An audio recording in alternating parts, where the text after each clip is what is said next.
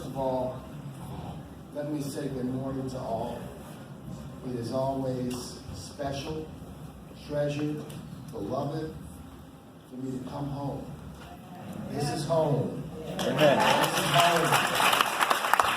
home to share some thoughts and some reflections with you all on this important day, a holiday and a holy day.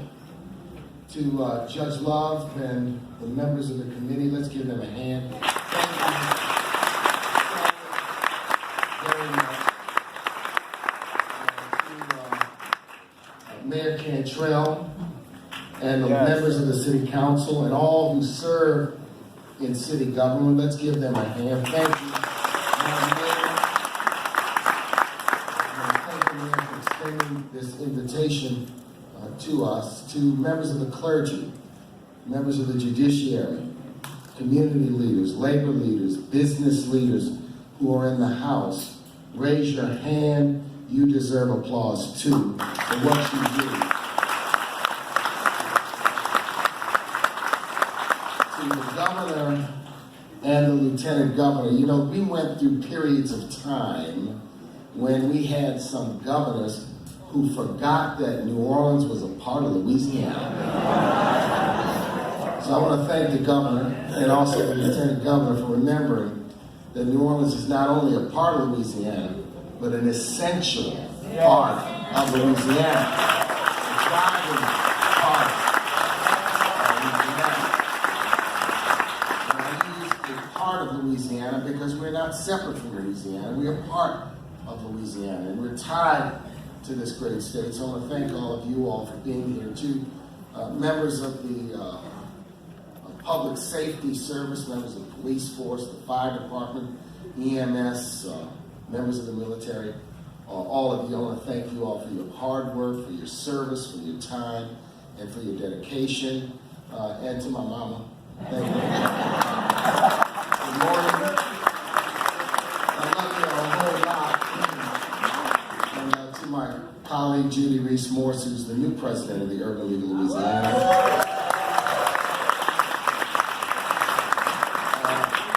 We got a busy day, so I'm not going to take too long.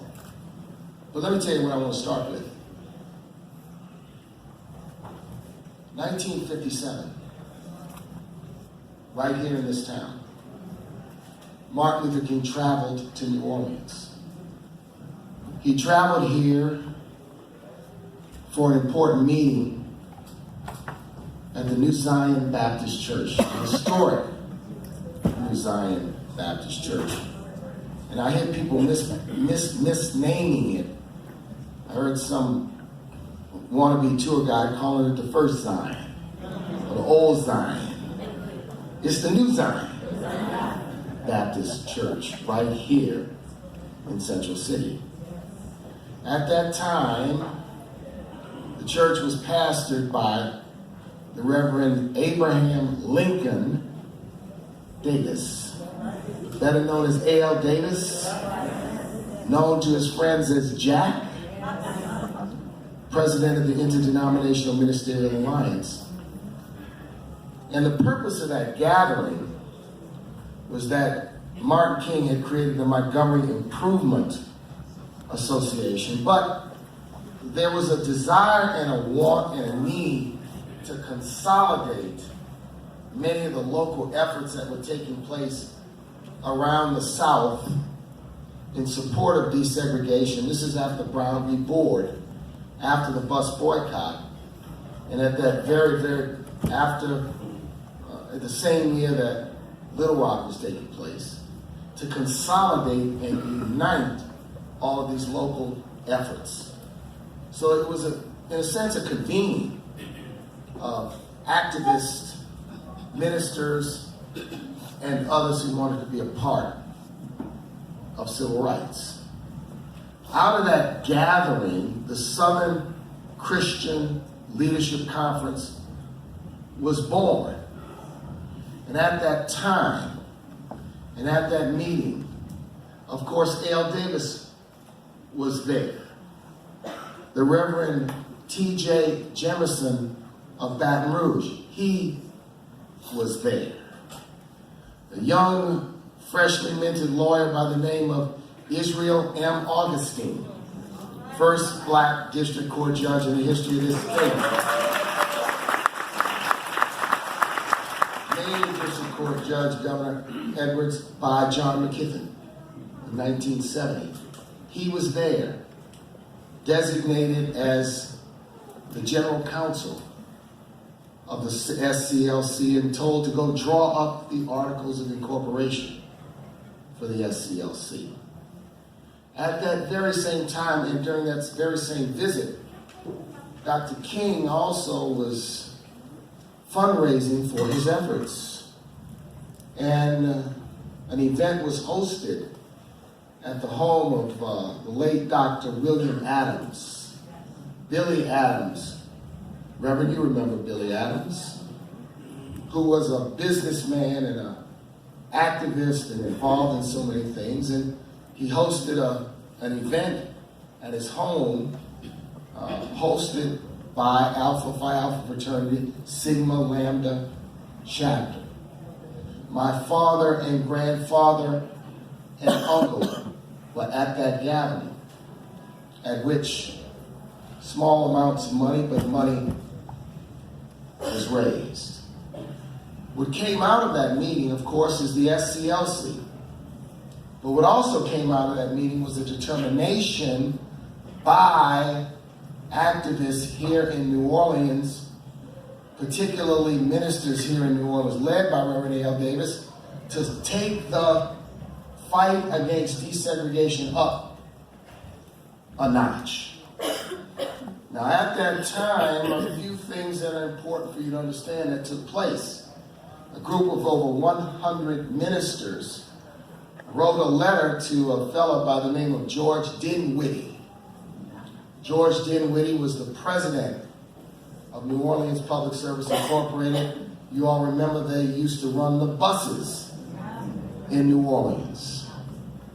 And Dinwiddie was asked by those ministers, this is post-Montgomery, it's time to desegregate the buses here in New Orleans.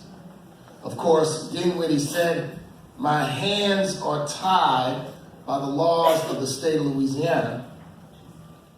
And so that's why AP2 or Dutch Morial filed a lawsuit against New Orleans Public Service. Also, at that time, not mentioned in history, New Orleans had a Catholic archbishop by the name of Joseph Francis Rummel, after whom the high school in Metairie is named. Rummel was German. Rummel had spent his early years as a pastor in Harlem. And Rummel came here, and importantly, in 1956, right after Brown v. Board, issued a pastoral letter to all of the congregants in the Archdiocese of New Orleans, calling segregation reprehensibly immoral. Reprehensibly immoral. His efforts led, his statement also sought at that time in 1956 to desegregate the Catholic schools of New Orleans. He was met with an aggressive backlash, a boycott by none other than Leander Perez and several others who ran around asking people to discontinue making contributions to the Catholic Church. Rummel excommunicated them, kicked them out of the church. This is all post-Montgomery. I'm saying this to you to understand the impact of Martin Luther King. Martin Luther King had a unique ability to frame this vision he had on the principles of Christianity married to the values in the U.S. Constitution. So he framed what America needed and what America had to be in terms that no one had ever heard before. Remember, churches at that time were the most segregated places in America. And when Martin King began his activist efforts, he was criticized by the establishment black church and criticized by the establishment white church. They both said preachers had no business in civil rights. No business in civil rights. I want people in this city to understand the city's contributions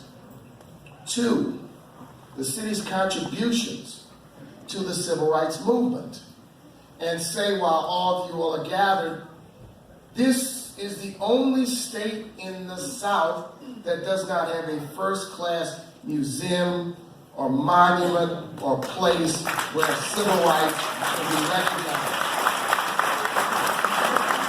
They just opened one in Mississippi. There's a powerful one in Birmingham. There's one in Atlanta. I'm part of an effort in Charleston to do something there. We've got to fix this, because this history can't just live on Martin Luther King Day. This history has to live every day, every week. And why does it have to live? Because if people understood this history, they'd also have a better understanding of why some of the wickedness we see and feel in America today has no place. They'd understand that this coarse language and hatred and contempt has no place in America today. So I'm going to challenge us as a community. We've got to elevate this state's contributions. A.L. Davis, Joseph Francis Rummel, Israel Augustine, Theodore Jemison, A.P. Turo, my late father, just some of the names. There's Jerome Smith and Avery Alexander, and O.C. Haley, and so many, Earl Amity, and so many others who toiled, and I could continue to name so many names, who toiled in the vineyard to try to make this a much, much better place. A.Z. Young of Bogalusa. I had an interesting experience. A very successful businessman, governor, walks in my office, and his name is Roscoe Young. And I said, "Where are you from?" He said, "You know, I grew up in Chicago." He says, "But I'm from Bogalusa." He said, "You heard of A.Z. Young?" I said, "Have I heard of A.Z. Young?" Who was an incredible, for all the young folks, great civil rights leader in the 1960s and a political leader in the 70s and the 80s. So I want to just let everyone know, and I also want to let Mayor Cantrell know how deeply, I want the community to know how deeply supportive I am of her efforts here. This woman is standing on shoulders. She is, yes, standing on the shoulders of Dorothy Mae Taylor. Yes. Dorothy Mae represented this neighborhood, Wards 1 and 2, in the State House in her early career. She's standing on the shoulders of Diana Bajwa. My friend, seat lady in Louisiana Senate, but a pioneering woman elected to the state legislature and the state senate as the first black woman, second in the state house, first in the state senate to do so. She's standing on the shoulders of Lindy Boggs. Lindy Boggs, a woman who defied convention for her service in the Congress of the United States. She's standing on the shoulders of Burnett Johnson. Our first Supreme Court Justice. And she's standing tall. And I told her, you know, when you're the mayor, you can't take no mess. And you gotta let people know you're not gonna take no mess. You wanna have an open door, you wanna be reasonable, you wanna have a good ear, but the buck stops on the 7th floor in City Hall. Let me just add a couple of other thoughts this morning. I think that there are two questions we should always ask ourselves when we gather to celebrate Martin King. One is, what would he say in evaluating America today? What would he say 51 years after his untimely death? I think we'd get a mixed record. He'd be deeply disturbed by many current events. He wouldn't support the building of a wall because he was a bridge builder, a collaborator.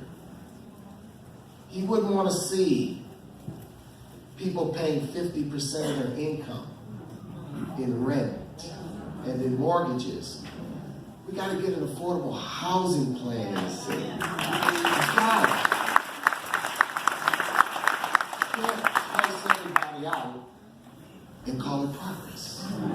You can't just build fancy new apartments that only some people can afford and say it's movement.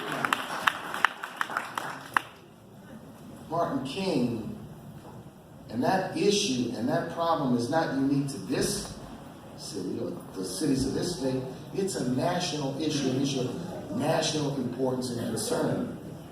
You know, Martin King would look out and he would be pleased to see the record number of African American and Latino and Asian and women who serve in elected office in the judiciary, in corporate jobs. That would be a reflection of his vision for America. America looked very different in 1968.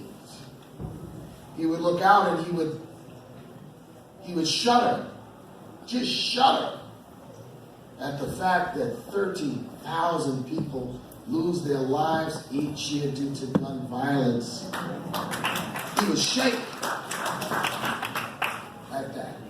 And 60,000 in this country losing their lives because of the opioid crisis. He would shake. And he'd say, where is the continuous outrage? Where is the sense that these are people and lives and children and mothers and fathers? And we need to intervene and we need to do something. He would have a lot to give us credit for, but he wouldn't be satisfied with what he saw today. That's why the record would be mixed. And the second question is, what advice and counsel would Dr. King give us? What would he ask us to do today? I think he'd say, raise the minimum wage.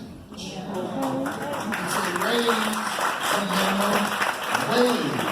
Because in his later work, in his later life, he became much more focused on economic justice issues, much more focused on issues of war and peace. He'd say to all of us, fix the Voting Rights Act and fight voter suppression at every turn. We don't need to bring back the old grandfather clause and the literacy test wrapped in new clothing called voter ID and cut back from early voting. Don't go backwards when it comes to democracy. He would say that what we're doing with our schools, he would say, you need equitable funding for your schools. So that wherever the school is located,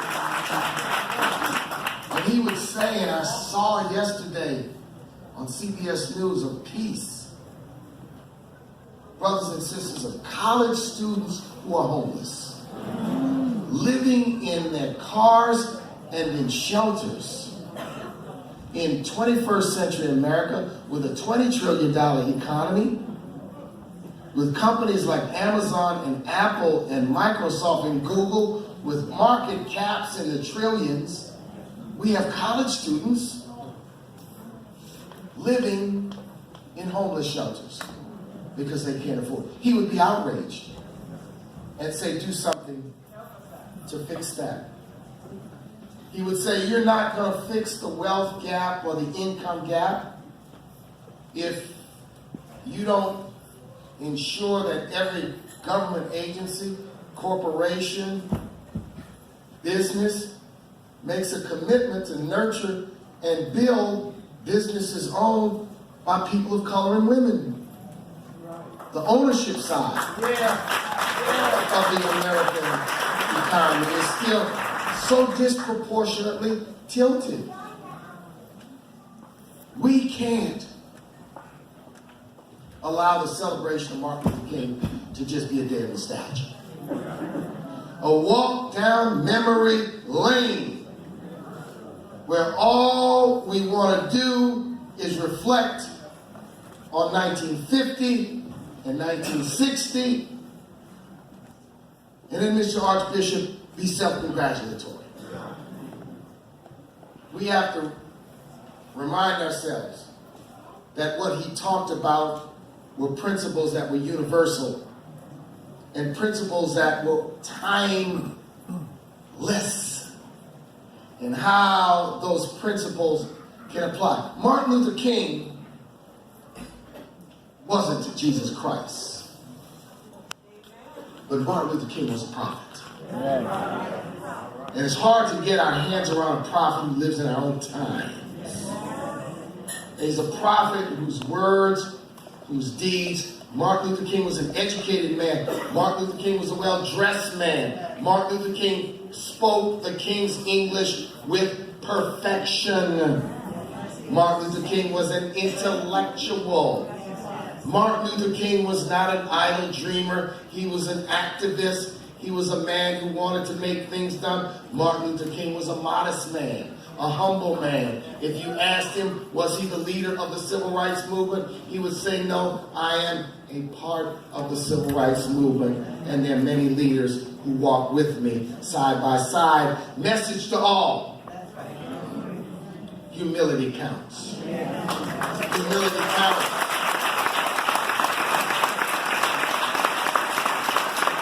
So I know we got to walk, we got a program, and I'm going to close.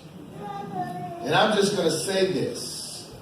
I ask all of you to make this a day of recommitment. Personal recommitment to this idea of an America, of a Louisiana, of a New Orleans, of neighborhoods and communities that are diverse, that are tolerant, that are caring, that are action-oriented, and that are committed to what Martin Luther King lived for and died for. So I am Mark H. Morial. I'm the president of the National Urban League, and I authorize this message.